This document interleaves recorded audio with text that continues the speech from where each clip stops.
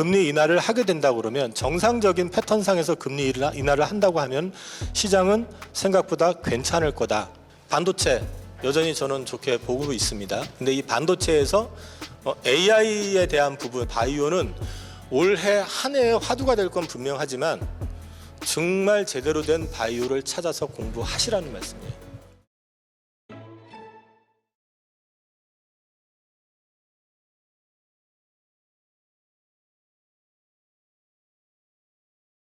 일단 우리 이영훈 이사님께도 같은 걸 한번 먼저 질문 드릴게요. 좀 간단하게 부탁드리겠습니다.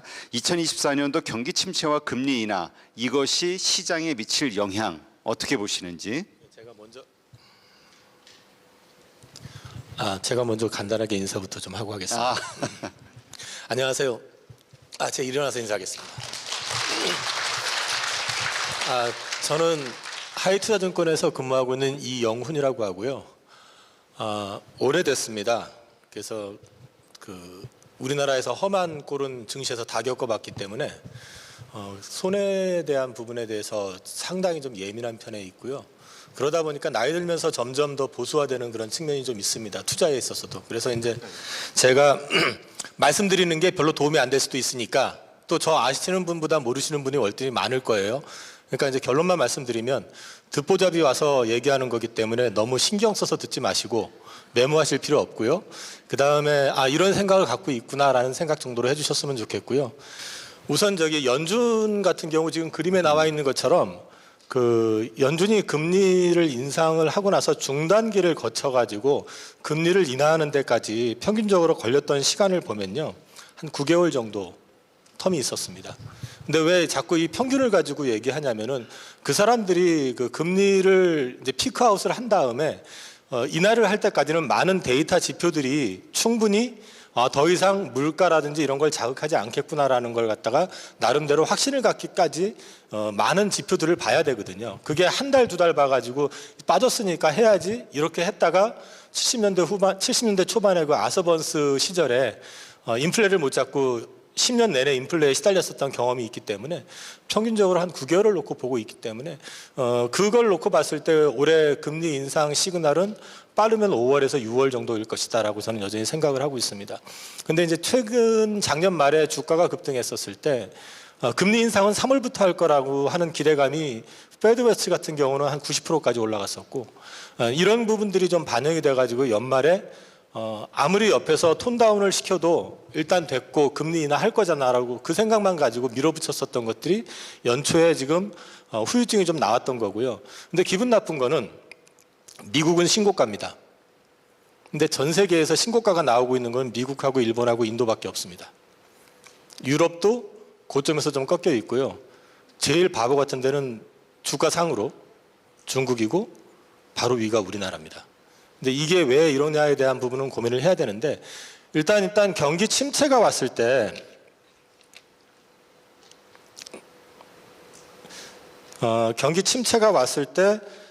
그 금리를 내리는 거는요 항상 어떻게 되냐면 어떤 패턴이었냐면은 선제적으로 내리는 게 아니고요 문제가 생기고 나면 이거 해결해야지 하면서 그때부터 내리기는 후행적이었거든요.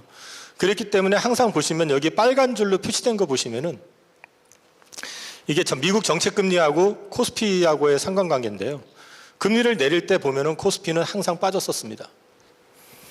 이런 패턴이 미국 S&P 500하고 페드 정책금리하고 비교를 해봐도 추세적으로 올랐던 S&P 500조차도 미국이 금리 내릴 때는 항상 빠졌었습니다.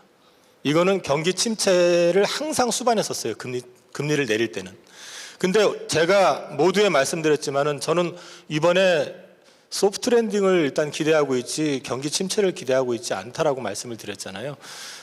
소프트 랜딩을 전제로 해서 금리 인하가 시작이 된다는 얘기는 경기 부양적 성격이 강하다고 보고 있습니다. 그래서 금리 인하를 하게 된다고 그러면 정상적인 패턴상에서 금리 인하를 한다고 하면 시장은 생각보다 괜찮을 거다라는 게 제 개인적인 생각이고요. 관련해가지고 그 금리 인하의 조건에 대해서 정리된 글이 있어서 저도 같이 정리를 해봤는데 지금 미국의 비농업 고용자 수 항상 이제 월말에 나오잖아요.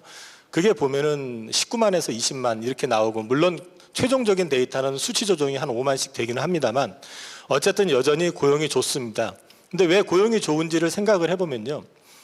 제가 이제 미국이 그 소프트 랜딩을 할 거라고 생각하는 이유 중에 하나가 전 사실 조금 기분 나빴던 거는 미국이 지금 사실 트럼프 이후로 보면은 전 세계에 빠져나갔던 자금을 다 지금 미국으로 몰고 있잖아요. 자금을. 그래가지고 자국 내에다 공장을 설치해야지만이 혜택을 주고 차별점을 주는 그런 정책을 하고 있는데 그나마 중국 니들은 오지 마고 이제 우방국들에 대해서 그런 문을 열어준 거잖아요. 그런 우리나라 같은 경우는 수출을 먹고 살아야 되기 때문에 결국 기업들이 미국 현지에 공장을 세울 수밖에 없잖아요. 그 엄청난 자금들이 미국으로 갔으니 엄청나게 많은 일자리가 창출될 수밖에 없잖아요. 그리고 다들 아시다시피 그 코로나 시절에 트럼프 정부 시절에 코로나를 좀 안일하게 대처했다 상당히 많은 수의 사람들이 강제 은퇴 내지는 사망을 했고요. 코로나 정책 전에 트럼프는 반이민 정책을 굉장히 강화했었기 때문에 이민자 수를 억제하는 바람에 사실 일자리는 그 고임보다 이제 주로 저임이 많이 지금 부족한데 그 자리를 메워줄 수 있는 사람들이 부족했었던 거죠. 그러니까 일자리가 넘치니까 고용지표 같은 경우는 항상 좋을 수밖에 없습니다. 그렇기 때문에 거꾸로 말씀을 드리면 지금 최근에 그 미국의 어떤 경제지표라든지 이런 것들이 약간 삐걱거리는 모습이 보이는 거 있어요. 보이는 데이터가 있는 게 11월 소비자 신용 같은 경우만 놓고 봐도 역대급으로 증가를 한 게 나오는데 그중에 한 80% 이상이 전부 리볼빙으로 소비를 했다는 얘기입니다. 그 얘기는 무슨 얘기냐면 그동안에는 은행에 쌓아뒀던 현금, 내가 취업을 해서 벌어들이는 돈을 가지고 충분히 썼는데 지금 일단 뭐 고임금자들 말고 저임 노동자들 대상으로 봤을 때는 자기가 벌어들이는 수입 이상을 지금 소비를 지금 하고 있기 때문에 약간의 삐걱거리는 시그널도 나오고 있어요. 그럼에도 불구하고 미국이 강할 수밖에 없는 거는 고용 데이터가 생각처럼 쉽게 갑자기 꺼지지 않는 거는 코로나 때 한번 꺼진 이후에 다시 고용을 하려니까 사람이 부족해. 첫 번째. 그러니까 사람을 줄이려고 안 해요. 두 번째는 여전히 미국인들은 우리나라는 지금 임금이 인상이 안 되잖아요. 물가 제가 좀 아침에 그 출근하면서 먹으려고 했던 간식이 아니라 김밥을 사갈 때 불과 몇 년 전, 뭐 2, 3년 전에 제가 김밥 한 줄에 1,500원, 2,000원에 사갔는데 지금 4,500원 합니다. 그래서 그 기간 동안에 월급은 올랐냐 그러면 거의 오른 게 없잖아요. 근데 미국은 물가가 올라가는데 월급을 같이 올려줬거든요. 그러니까 사실 지금 견딜 수가 있었던 거예요, 소비를요. 그러니까 이런 환경들이 저는 미국이 경제 지표가 조금 꺾인다 하더라도 경기 침체보다는 소프트 랜딩의 가능성을 높여주고 있다라고 보고 있고 그래서 미국만 좋은 그림이 지금도 나오고 있다고 생각을 하고 있어요. 그리고 지금 미국이 경기가 조금 꺾이려고 그러면은 제조업 PMI 지표는 이미 50 밑으로 떨어진 지 상당히 오래됐고요. 근데 이제 서비스업 쪽이 계속 여전히 50 이상에서 놀고 있습니다.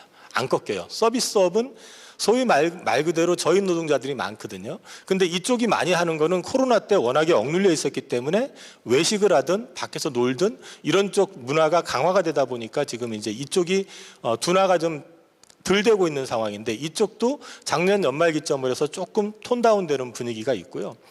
26일 날 아마 PC 지수가 발표가 될 겁니다. 근데 지금 추정치가 2.9 정도가 나오는데요.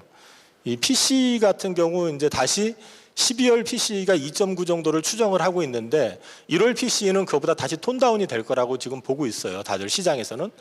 실제로 유가가 전혀 안 오르잖아요. 중동에서 뭐 분쟁이 발생을 하든 뭘 하든 간에.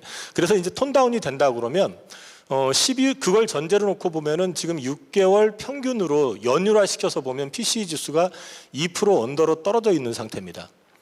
이 얘기는 뭐냐면 금리 인하를 경기 침체에 의해서가 아니라 소프트 랜딩의 성격으로 해서 할 가능성이 있다라는 것을 말씀을 드리는 겁니다. 그리고 마지막으로 작년에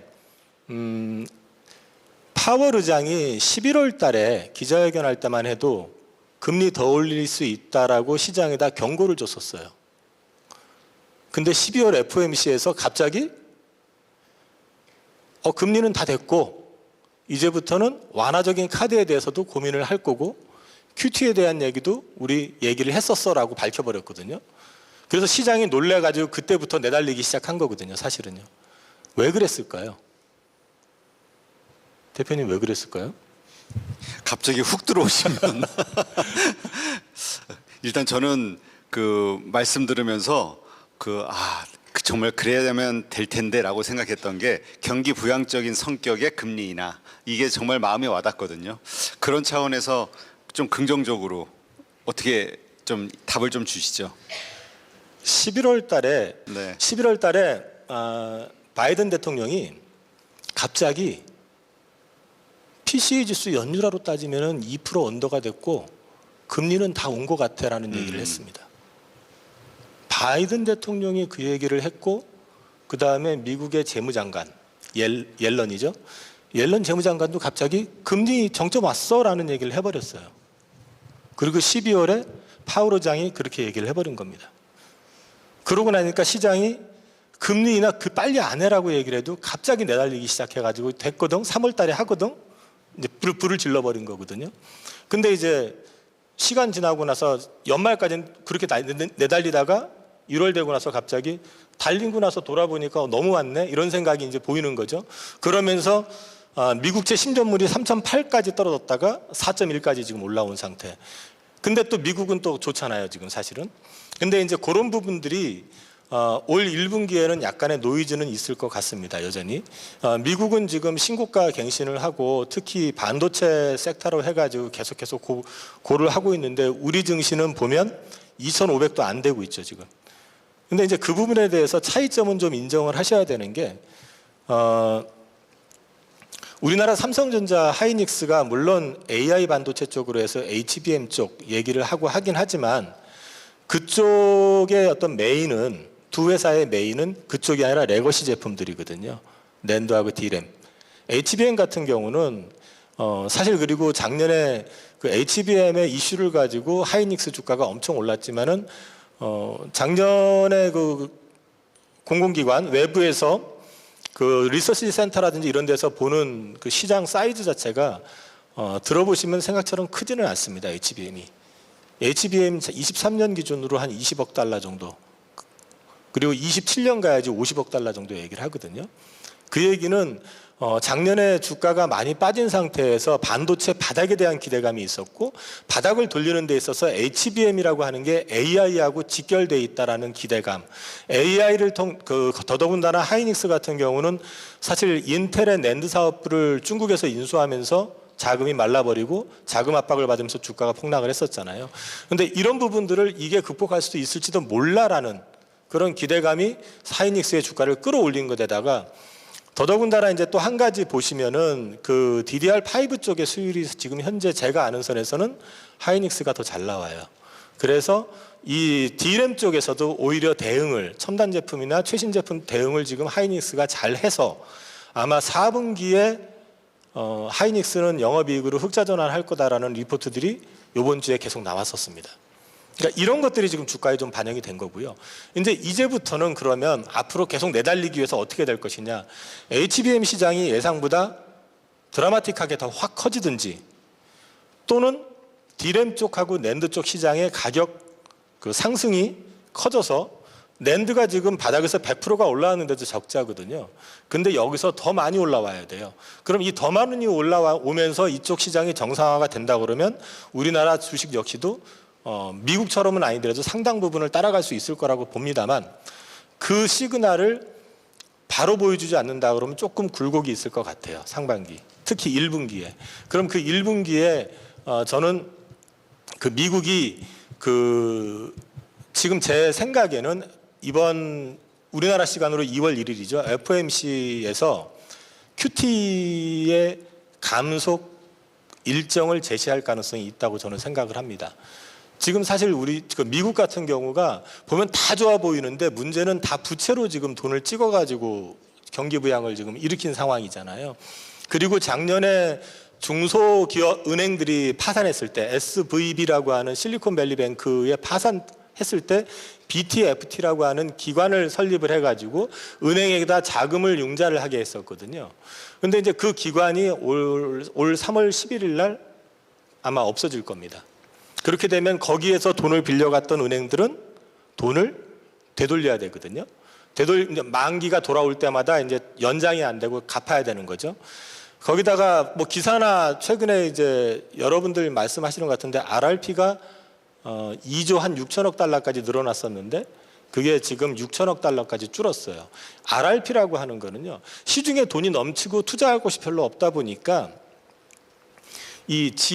그 은행들이 연준에다가 내 채권 좀 너희한테 맡길 테니까 돈 좀 줘. 이런 식으로 이제 거꾸로 얘기했습니다. 돈이 넘치니까 어디 투자할 데는 없고, 그러니까 금리가 이쪽에서 한 4% 이상 준다니까 여기서 돈을 연준에다가 맡기면서 이자를 받는 거예요. 채권을 받는 거예요. 이런 구조인데, 거꾸로 여기서 RRP에서 돈이 빠져나갔다는 얘기는 다른 데로 투자할 때가 많아졌다는 얘기잖아요. 그게 어디였냐면 미국 국채 단기물을 작년 연말에 엄청 많이 찍어냈었어요. 11월 달까지. 그러니까 이 RRP에 쌓여 있었던 2조 한 6천억, 작년 말 기준으로는 작년 한 10월 기준으로 한 2조 초반대에 있었던 게 전부 미국 국채 1년물을 사는데 빠져나가 버린 거예요. 그 얘기는 무슨 얘기냐면 시중의 유동성이 풀렸는데 그게 다시 또 흡수가 돼 버리는 거잖아요. 그러니까 실제로 돈은 줄기 시작을 했어요. 근데 또 문제가 1년물이다 보니까 이게 어떤 상황이 오냐면 그걸 담보로 해가지고 대출을 받으면 대출이 바로바로 되잖아요. 그게 신용창조라고 하는 거거든요. 이게 일어나게 되니까 시중에 자금이 또 좀 원활해지는 그림이 나오니까 작년 연말에 주가가 급등을 하고 채권 금리가 급락을 했던 그런 상황이 연출이 됐었던 건데, 이제 여기저기서 시비를 걸어대니까 미국 재무부에서 1년물 국채 발행을 작년 12월에 역대급으로 줄여버렸습니다. 이게 지금 그 차트인데요. 지금 동그라미 펴져 있는 이 부분이 작년 12월에 T빌 1년물 미국 국채입니다. 발행 물량입니다. 거의 보이질 않죠. 그 앞에 게 워낙에 커가지고. 이렇게 줄여버리고 나니까 어떤 상황이 발생이 되냐면은 여기에다가 이걸 줄이고 이제 중기채, 장기채로 돈이 넘어가 버리게 되니까 돈이 돌질 않는 거예요. 그러면서 연초 삐걱삐걱 했었던 이유가 거기에서 이제 발생이 된 건데요. 이 부분을 지금 연준에서 알고 있어요. 모르지 않습니다. 그래서 로리 로건 달래스 연은 총재가 그런 얘기를 했어요. 우리 QT를 좀 줄여야 될 것 같아. 그런 얘기를 지난번에 했었거든요. 대신에 금리 인하는 빨리 안 해. 이렇게 얘기를 했는데, 제가 이 말씀을 좀 길게 드리는 거는 어저께 미시간 소비심리가 발표가 됐는데 그게 78.8, 그다음에 미시간 기대 인플레이션 1년이 2.9%가 나왔습니다. 2.9%는 이거 역대급으로 20년 이후로 굉장히 낮은 수치예요. 이 얘기는 무슨 얘기냐면 완화적인, 그다음에 소프트 랜딩에 대한 기대감, 또 거꾸로 얘기하면 골디락스라고 하잖아요. 물가는 하향 안정되고 금리 떨어지고 뭐 이러면서 주가 올라가는 그런 그림이 나올 가능성을 높이고 있다라고 지금 말씀을 드릴 수도 있을 것 같습니다. 그래서 궁극적으로 미국 증시는 저는 하드 랜딩, 경기 침체에 의해 가지고 박살이 난다는 쪽보다는 소프트 랜딩을 하기 위한 어떤 흐름이 연출이 될 가능성이 높다. 그런데 1분기는 조금의 출러밍이 있을 것 같다. 왜? 여전히 패드워치를 보니까 50% 이상이 여전히 3월에 금리 인하를 전망을 하고 있습니다.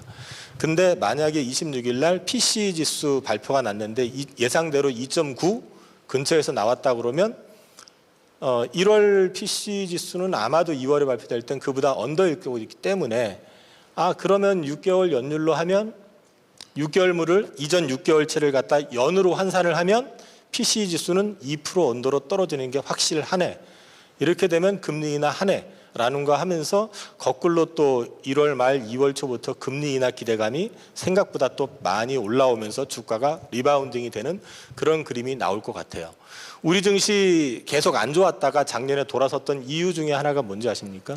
금리 인하의 기대감이었었어요. 물론 제일 처음에 주가 급락해가지고 박살났을 때는 우리가 꼬였었잖아요. 전체적인 수급이 꼬여서 박살이 났었다가 갑자기 2300에서 2500까지 올라갔었던 거는 공매도 금지를 주말에 발표하고 그 다음 주 월요일 날 2500까지 올라갔었습니다. 그리고 주가가 계속 갈 거라고 그랬는데 못 갔었잖아요. 근데 못 가다가 갑자기 거기서 불을 붙였었던 거는 금리 인하였었거든요. 금리 인하 기대감이 커지면서 올랐었기 때문에 그러면 우리 증시 역시 마찬가지 이번에도 그런 흐름을 좀 따라갈 것 같다. 그런데 저는 3월이 아니라 앞서 말씀드린 것처럼 5월이나 6월일 가능성이 높다고 보고 있기 때문에 그렇게 또 올라가게 되면 또 한 번의 경고 시그널 내지는 시장의 어떤 그런 노이즈 때문에 또 주가가 한번 조금 이렇게 출렁거리는, 그래서 저는 1분기는 저점의 주식을 좀 사놓으시라는 말씀을 계속 드립니다. 지난번 요 앞에 아마 2430이었었나요? 주가 거기까지 빠졌었죠. 그 전날 제가 다른 채널에서 녹화를 했고 요번에 공개가 됐어요. 근데 이제 거기에서 저한테 얼마까지 빠질 것 같냐고 물어봐서 제가 뭐라고 했냐면은 최악의 경우라면은 어떤 시장 충격이 오는 어떤 크러시가 생긴다면 사실 예측하는 게 쉽지 않을 거고, 그게 아니라고 그러면 나는 2400 초반이 맥시멈일 거고 2450선 근처면은 크게 위험하지 않아 보인다라는 얘기를 했었거든요. 근데 이제 지금도 그 생각이 커요. 왜냐하면 10년선 이동평균선을 보면 우리나라 코스피 기준으로요, 2380선에 지금 이동평균선이 있습니다. 근데 이 10년선 이동평균선은 왜 제가 중요하다고 말씀을 드리냐면 평균적으로 보면 그 1년을 놓고 얘기하면은 그 기간 내에서 한 번 거기를 깰 수는 있는데요. 평균적으로는 그 지수를 다 지킵니다. 그래서 2380선이 중요한데 한 가지 딜레마는 이제 또 뭐 시간이 지나면서 바뀌겠지만 10년 보기니까 크게 안 바뀐다는 걸 전제해서 2380선에서 만약에 지수가 빠져가지고 거길 찍잖아요. 그러면 2380 찍고 그냥 가는 경우가 없고요. 평균적으로 거기서 5% 정도 아래로 더 빠지는 경우가 있어요.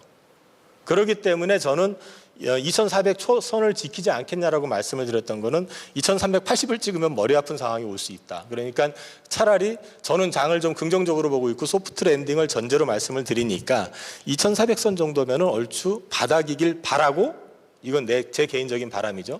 80을 찍으면 아까 말씀드린 것처럼 거기서 5% 레인지면은 5% 같으면 100포인트가 넘게 더 빠진다는 얘기잖아요. 평균적으로 그랬다는 얘기입니다. 그렇기 때문에 2400선 정도에선 고민하지 마시고 주식을 보셔도 괜찮다라고 말씀을 드리고 있고, 1분기에 저점 2400 이건 아닙니다. 밀릴 때마다 담아가시는 전략을 구사하시면 어떨까 하는 말씀을 계속 드리고 있습니다. 네. 자, 그러면 그런 차원에서 그렇게 저점에서 모아갈 만한 주식들, 근데 우리 좀 양해를 부탁드리는 게 현직 증권회사 직원들은 이런 행사에서 그 종목을 얘기를 못하게 돼 있습니다. 그래서 섹터, 그리고 그 섹터 내 섹터를 좀 중심으로 설명을 해주시고 우리는 그 섹터의 대장주들 뭐 이렇게 좀 생각을 해볼 수는 있겠죠. 그리고 요거 그림 한번 앞서 거에서 이제 보여드렸어야 되는데 제가 말로 하다 보니까 PPT 준비, 저는 항상 이게 PPT 준비를 엄청나게 하는데요. 그걸 봐가면서 일일이 안 하고 말로 풀다 보면 거의 잘 안 보여드리게 되고 넘어가는 경우가 많은데, 이게 이제 그 대통령 선거 기간 동안에 평균적으로 봤을 때 주가는 올랐었다라는, 이건 미국 대통령 선거 기간입니다. 그러니까 이제 요것도 제가 생각하는 그림의 하나의 논리적인 어떤 근거다라는 걸 말씀을 드리고요. 일단은 지금 섹터를 놓고 이제 말씀을 드리면 사실 저는 올해 증시를 굉장히 긍정적으로 보고 있기 때문에요. 싸게 잘 사놓으시면 좋을 거다라는 생각을 하고 있고, 올해 화두가 될 수 있는 거는 저 개인적으로는 뭐 앞서서도 그 반도체 얘기 한참 하던 것 같던데, 반도체 여전히 저는 좋게 보고 있습니다. 근데 이 반도체에서 AI에 대한 부분, 저도 지금 오면서 책을 한 권 갖고 와서 읽으면서 왔는데요. 그 AI와 관련된 부분은 끝은 아닙니다. 그리고 제가 바이오는 올해 한 해의 화두가 될 건 분명하지만 정말 제대로 된 바이오를 찾아서 공부하시라는 말씀이에요. 종목을 찍어드릴 수는 없습니다. 저처럼 한번 당하지 말고요. 알아서들 잘 판단하시기 바라고요. 제가 그래서 이렇게 얘기하면 제가 좀 되게 무능한 놈이 되니까 뒤로 말씀을 드리면 2년을 준비해가지고요. 2년을 준비해가지고 상장사 70몇 개를 사업 보고서를 다 뽑아가지고 줄 쳐가면서 공부하고 나온 리포트 보고, 그 다음에 그 업체별 그 카페가 있어요. 증권 카페. 옛날에 바이오 한참 많을 때 많았었거든요. 거기 들어가서 나온 자료들 다 뒤져가지고 10개를 골라내고 그거를 제가 기준을 정해가지고 5개를 추려가지고 5개 베팅해가지고요. 제가 사실 방송 시작한 게 바이오 때문에 방송 시작했어요. 템버거 몇 개 나오고요. 이렇게 얘기 또 혹하지 마세요. 지금도 그런 건 아니니까. 템버거도 나왔었고요. 3배짜리도 4배짜리도 굉장히 많았어요. 그래가지고 갑자기 제가 업계 내에서 쟤 좀 바이오 좀 볼 줄 안돼 해가지고 확 알려진 적이 있어요. 근데 그 앞에 거는 다들 몰라요. 앞에 거는 모르고 뒤에 것만 알고 있죠, 다들. 근데 저는 이 앞에 걸 알고 있기 때문에 저 손님들 중에서도 새로 오시는 분들한테 나도 바이오 하면은 안 해줍니다. 바이오 본인이 이해하기 전에는 하실 생각하지 말라고. 저는 물론 제 고객님한테 레터를 보내드리기 때문에 바이오에 대한 얘기를 수시로 하기는 해요. 그리고 본인들이 공부를 하고 난 다음에 하는데 제가 지금 시간 얼마나 썼나요? 이미 10분, 15분 오버했어요. 죄송합니다. 네. 그럼 이제 좀만 더 짧게 얘기할게요. 그리고 이제 조선, 지금 환율, 그다음에 수주 앞으로도 계속 될 겁니다. 쌀 때 사시라는 얘기 말씀드리고요. 그다음에 그린에너지 쪽하고 2차 전지 요즘 어렵잖아요. 말씀을 좀 드리면요. 2차 전지 같은 경우는 컨퍼런스 콜을 보십시오. 계속 말씀을 드리는데 자동차 업체 우리나라뿐만 아니라 포드, GM, 스텔란티스, 그다음에 셀 업체 LG 엔솔 30일 날 하거든요. 엔솔, SDI, SK온 이런 쪽 들어보시고 걔들이 말하는 걸 듣고 판단하세요. 너무 섣불리 하지 마시고. 그리고 포트폴리오 투자 하시라는 말씀 드리고요. 죄송합니다. 많이 해가지고.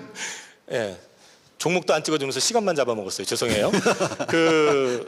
그린에너지 같은 경우도 좀 쌀 때 담아보실 필요 있는데 참고적으로 말씀을 드리면 역시 마찬가지로 1분기가 저점이 될 가능성들이 높습니다. 트럼프가 되면은 뒤집어지지 않겠느냐 하는 부분들은 기사가 난 것도 있고 전체적인 내용들이 있으니까 나중에 제가 유튜브 채널에서 말했던 거 한번 찾아보시든지 해가지고 보시고 판단하시면 될 것 같습니다.